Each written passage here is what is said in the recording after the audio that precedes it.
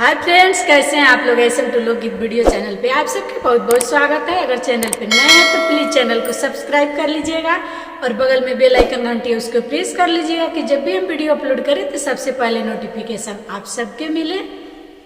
हम कटवाई ब्लेजर कोट हो डर के करा सेवा, हम कटवाई ब्लेजर कोट हो डर के करा सेवा।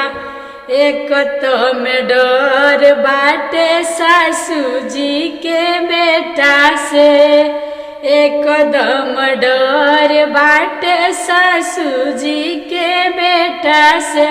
तो चल गईले विदेशवा डर के करा सेवा, हम कटवाई ब्लेजर कोट डर के करा सेवा।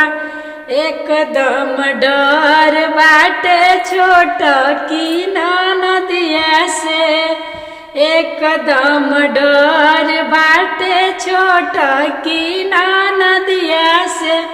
तो चल गईली ससुरवा हो डर के करा सेवा, हम कटवाई ब्लेजर कोट हो डर के करा सेवा, हम कटवाई ब्लेजर कोट हो डर के करा सेवा।